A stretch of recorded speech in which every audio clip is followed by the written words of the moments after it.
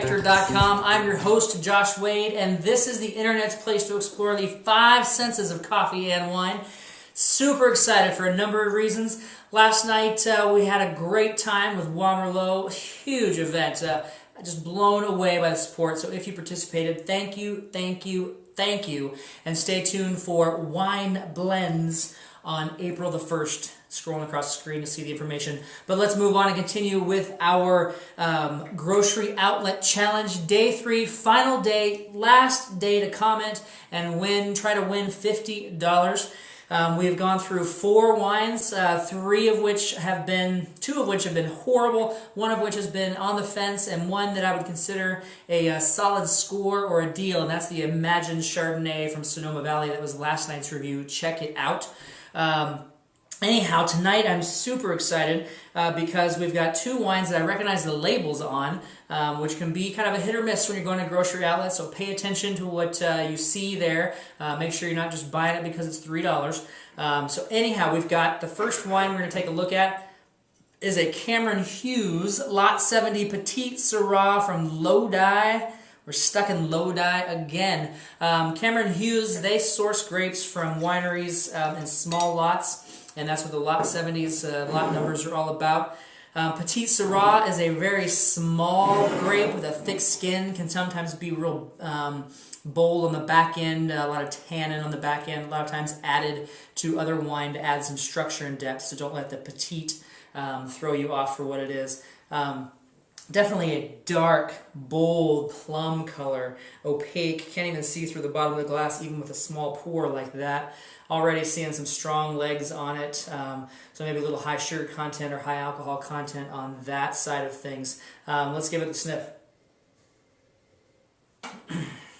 Very nice. It's subdued, but what I'm getting is kind of that dried cranberry or maybe even subtle blueberry hints in there, and a hint of I guess nutmeg, kind of a real subdued spice that's in there. So cranberry, nutmeg reminds me of something that would go great, obviously, as I talk about it, with turkey dinner. So decent smell. I like the way that this comes off the nose. Hopefully it's as good with a sip.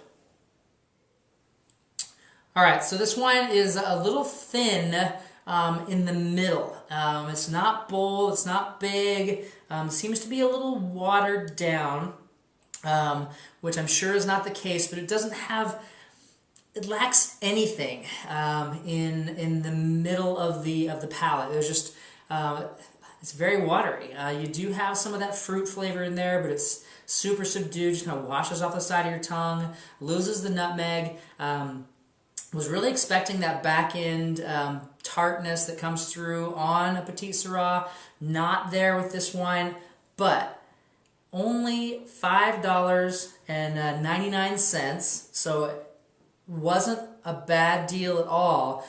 This would be one that, just depending on your taste, that I could possibly recommend that you go down and get. After I've had it at $5.99, I probably wouldn't go buy it again, but your taste might be a little different than mine. You might like just a little subdued red in there, but it's got a great nose. I wish it tasted as good as it smelled. All right. Let's move on to the last one. High hopes for this one. We've got 2 that are average. We've got 2 that are horrible. We've got 1 recommend. Let's see if we can pick out a red that we can recommend. This is a 2005 Grenache from McLaren Vale in Australia. Sorry about that. Shingleback. I recognize the label. This is an Australian Grenache, which is a Spanish wine. Oh, very dark, kind of a brownish, rusty colored purple in there. You see that? Catch that through. Very, it's kind of actually more pearlescent than the last wine. Seems to give a little bit more of a sparkle to it as you give it a swirl. So let's go with the sniff. All right, this has got a good nose. I'm excited about this wine. Presents a lot of blackberry in there. There's a little bit of spice and smoke that comes through. So hopefully the flavor profile is to match, because I like the way this nose is coming off. It dances in your nose. So let's give it a sip. All right, we have a winner. I'm super excited about this wine. This one is a winner to go get. It's $22 retail, but you can get it for $11. The 20% off sale that Grocery Outlet is going to be having March 30th through April 3rd. Another 20% off that makes this a screaming deal if they still have some. It's a fantastic wine, very fruit forward. If you like a fruit forward wine, you're going to find that in this wine. Also has some of that smoke and leather in there. Not a lot of tannin on the back end. The finish does seem to continue on. Lacks the acidity that I would want to find in a really well-made wine.